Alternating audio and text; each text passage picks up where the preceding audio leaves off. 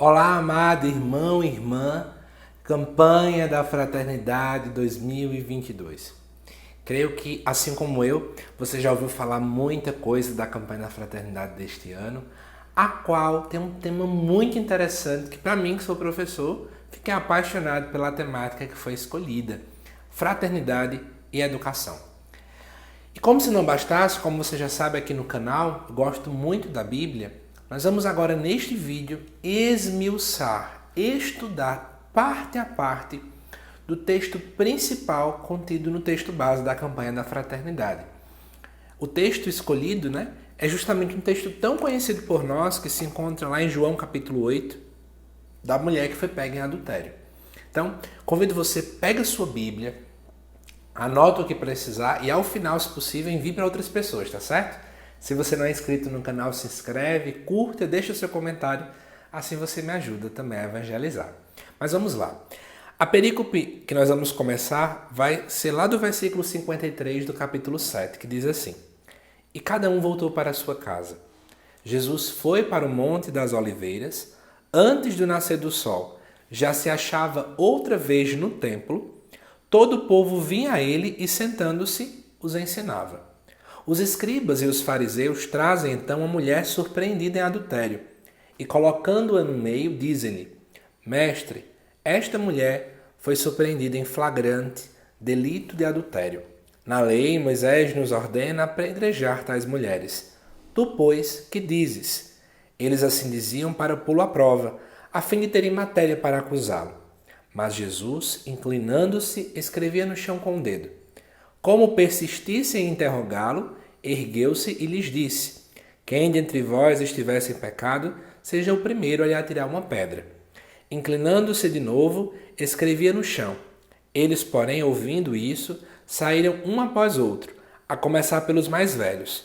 Ele ficou sozinho e a mulher permanecia lá, no meio. Então, erguendo-se, Jesus lhe disse: Mulher, onde estão eles? Ninguém te condenou? Disse ela: Ninguém, Senhor. Disse então Jesus: Nem eu te condeno. Vai e de agora em diante não peques mais. Amado irmão, amada irmã, vamos esmiuçar esse texto o máximo que a gente puder.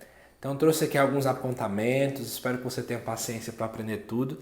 É muito interessante aquilo que é proposto para nós nesse texto, Em primeiro lugar, eu queria lhe contar uma coisa. Dentro da teologia, nós costumamos dizer que esse texto ele é uma interpolação, Em que sentido? Se você pegasse uma tesoura e cortasse todo esse texto que eu li e fosse tentar ler o que tem antes e o que tem depois, na sequência, você ia perceber que na verdade não faz nenhuma diferença. Ou seja, é como se esse texto tivesse sido posto aí. Ele não tivesse sido escrito de modo... Ele não fosse obrigatoriamente necessário para o sentido do texto. E aí, eu quero contar alguns detalhes para você. Quando nós olhamos para os manuscritos, as principais cópias dos originais, a gente percebe que essa passagem está ausente na maioria dos textos antigos. Até antes do século IV a.C., esse texto praticamente não aparece nos manuscritos. E quando ele começa a aparecer do século IV em diante, em algum momento ele aparece até mesmo no Evangelho de Lucas, após o versículo 38, lá no capítulo 21. E às vezes, quando aparece em João, aparecem outros trechos também do Evangelho de João. E tudo isso porque, se você for parar para refletir, realmente esse texto parece muito com o Evangelho de Lucas. O Evangelho de Lucas foca nos perdões, é o Evangelho que as mulheres aparecem muito mais. E interessante também é que os padres da igreja, eles não citam esse texto, os padres gregos e latinos antes do século IV.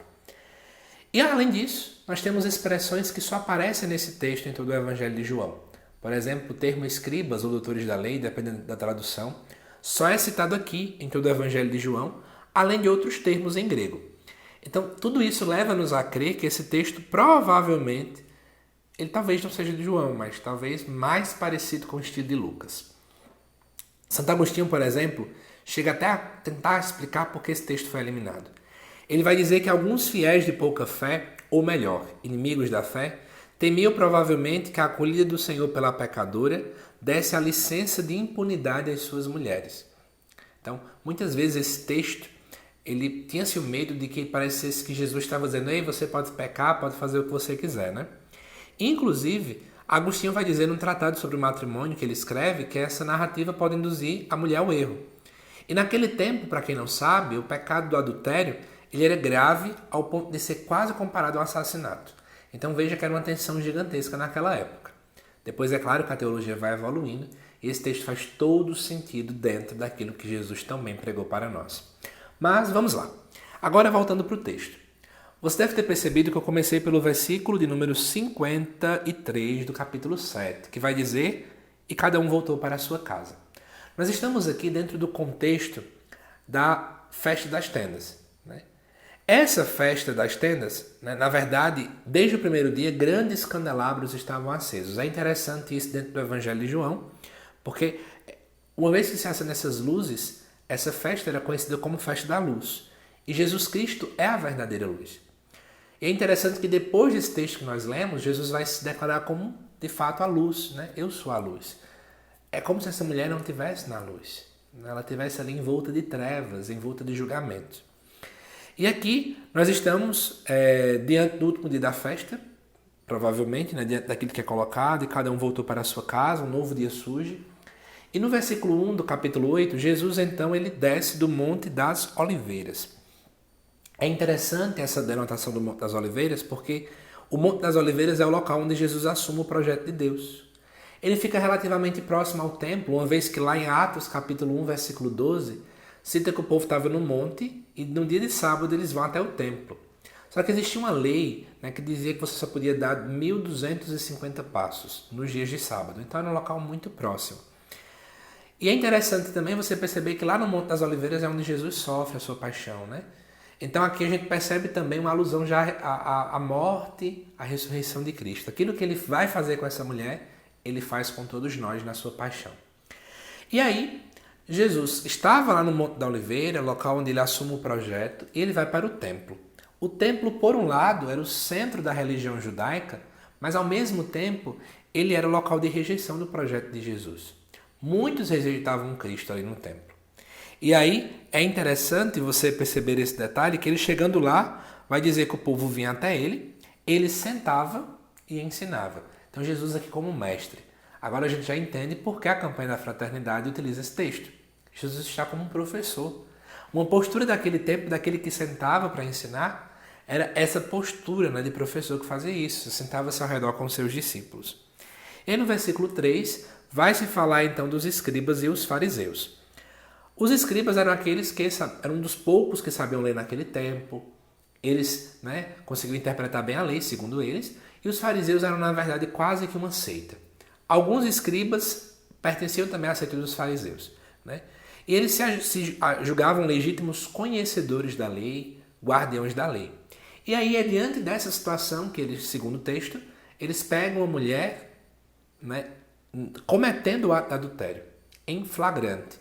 E o que acontece? A grande pergunta que não quer calar, que eu já começo perguntando para vocês, é qual o nome dessa mulher? Gente, ela não tem nome no Evangelho. Ninguém sabe se ela era casada ou estava prometida em casamento.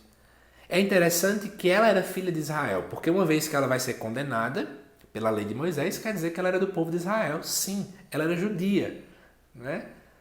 Mas o que acontece? Ninguém está nem aí para isso. Eles focam no pecado. Eles focam, né, nessa realidade todinha. Aproveitando o ensejo, se ela foi pega em adultério, ela provavelmente nem estava vestida de modo adequado. Então essa mulher ela foi praticamente, né, humilhada ali em público. Só que o que acontece? A lei previa, se você for lá em Levítico, capítulo 20, versículo 30, Deuteronômio 22, versículo de 22 a 29, você vai perceber que dizia que não apenas a mulher, mas o homem também deveria ser apedrejado. Os dois deveriam sofrer. Mas cadê o homem aqui? Ele não está aqui. Na verdade, só aparece a mulher. Mas se você parar para refletir, a mulher não está sendo o alvo, depois ela some da história. Ela é apenas uma isca. Jesus é que é o alvo.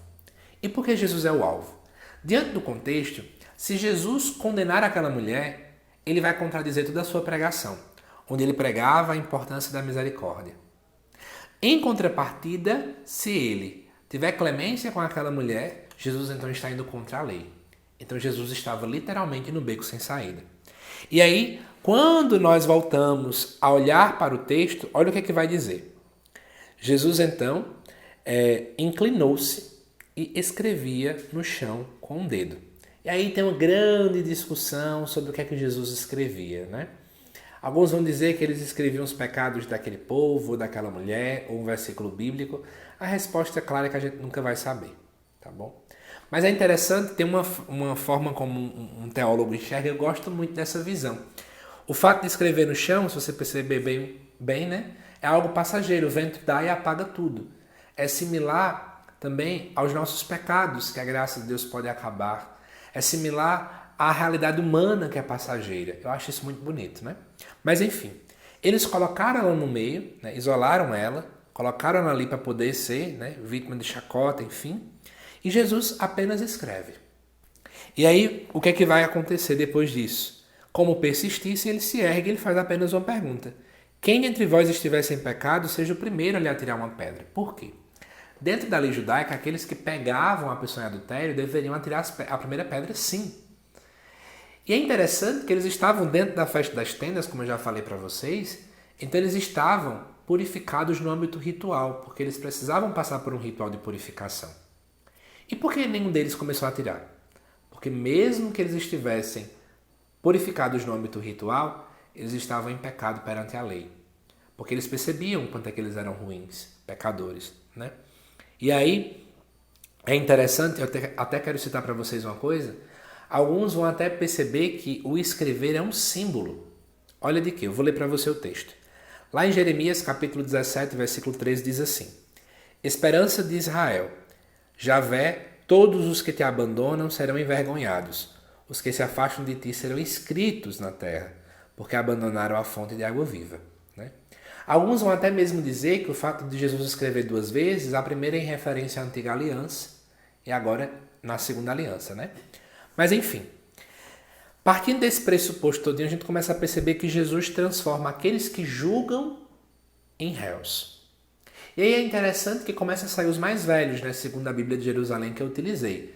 Seria, na verdade, a melhor tradução, os anciãos, que eram aqueles que são os de maior responsabilidade na comunidade. A gente pode começar a refletir quantos de nós, né, ao invés de ser como Jesus, educadores dentro da nossa paróquia, da nossa pastoral, nós somos aqueles que vivemos apontando o dedo, né, vivemos fazendo isso. Então, na verdade, Jesus está aqui agora acusando o sistema opressor, denunciando, né, uma lei que não consegue salvar ninguém, só acusar. Mas voltando depois para a mulher, Jesus vai conversar com ela. É a primeira vez que a mulher tem um local de fala. Ninguém até agora perguntou quem ela é, ninguém perguntou nada. E Jesus pergunta, ninguém te condenou? Ou seja, Jesus libertou ela do círculo da morte, ela não vai mais morrer, mas ela continua ali. Porque ela sabia que Jesus é a verdadeira esperança. Olha que coisa linda. E aí, ela ainda não está liberta. Né? Então Jesus, ao invés de julgar, dialoga com ela. Ao invés do rigor da lei, Jesus tem misericórdia. Ao invés, inclusive, de dizer teus pecados estão perdoados, como ele já diz em outros textos, Jesus agora continua com o rigorismo da lei. Os termos legislativos, digamos assim, né? De legalismo. Ele fala, ninguém te condenou. A palavra condenar tem essa ligação. Porque Jesus não se coloca contra a lei, mas ele salva aquela mulher, né? Mesmo diante da lei. E ela vai dizer, ninguém, Kyrios. Ou seja, ninguém, Senhor. Eu reconheço que Tu és o Senhor. Eu reconheço que Tu és Deus. Enquanto aquele povo que seguia a lei chamou Jesus apenas de mestre, ela foi além. Né? Então ela vai embora. Mas ao invés de uma mulher morta, nós temos agora uma pessoa com uma nova chance de recomeçar. E é interessante que Jesus não obriga ela a segui-lo, mas Jesus deixa ela livre, para que ela possa ter liberdade. Aquela mulher não era livre, agora ela tem uma liberdade para escolher o melhor caminho. Eu só queria comentar alguns detalhes agora ainda sobre essa leitura. Se você percebeu, Jesus se abaixa e depois Jesus levanta, né? Alguns aqui vão trazer essa recordação daquela teologia paulina, do rebaixamento, do esvaziamento, da kenosis do Cristo. Cristo que se rebaixa para poder assim salvar a humanidade e reconciliá-la com Deus. É isso que Deus faz com aquela mulher, é isso que Cristo faz com aquela mulher e é isso que Ele faz conosco. Né? E aqui alguns pontos teológicos deste texto. Deus sabe o nosso passado. Né? Jesus sabia, por exemplo, que aquela mulher não era inocente, mas ela recebe uma segunda chance. Né? E aqui vai uma visão educacional mesmo. Todos merecem uma segunda chance. Ela espera, porque ela compreende que a esperança é o Cristo. Jesus também não desautoriza a lei de Moisés, Jesus não diz que a lei estava errada, Mas Jesus não interpreta com os fariseus. Jesus interpreta com a chave do amor. Né? É interessante também a gente perceber que essa mulher agora começou a ser ouvida. Ela não é mais objeto, mas ela torna-se sujeito. Ela pode falar. A dignidade daquela mulher, de fato, é valorizada. Jesus também não condena os fariseus, mas Jesus permite com que eles possam sair em silêncio para que eles possam refletir. Até eles, que eram pessoas tão ruins, merecem uma segunda chance. Né? Isso é importante também. Outra coisa que a gente precisa refletir é que esse povo estava usando a lei, um pedaço da lei, não a lei toda. Né? Jesus, ao olhar para a lei inteira, ele sabe que o centro da lei é o amor. Aquele povo só usava as coisas ao seu bel prazer. E é interessante que ao evidenciar o pecado de outra pessoa, eles estavam querendo esconder os seus próprios pecados. Quantas vezes nós fazemos isso? Mas para finalizar, quero também trazer uma reflexão. Alguns vão dizer que essa mulher é uma personificação do povo de Israel. De fato, quando nós olhamos para o profeta Oséias, por exemplo, ele acaba comparando Jerusalém, o próprio povo de Israel, como uma adúltera que trai o Senhor. Essa mulher também pode representar Deus que sempre dá uma segunda chance ao seu povo. Então, pessoal, eu espero que esse estudo bíblico bem aprofundado possa lhe ajudar quando durante essa quaresma, durante o restante do ano, você tiver que trabalhar esse texto junto com o povo na sua comunidade, pastoral e paróquia, tá bom? Que Deus te abençoe imensamente, uma feliz e santa quaresma para você e utilize e mande para outras pessoas. Assim você me ajuda a também evangelizar. Deixe seu comentário, curta, se inscreva no canal e acompanhe sempre aqui as reflexões dos textos dos domingos, tá bom? Um abraço, que Deus te abençoe.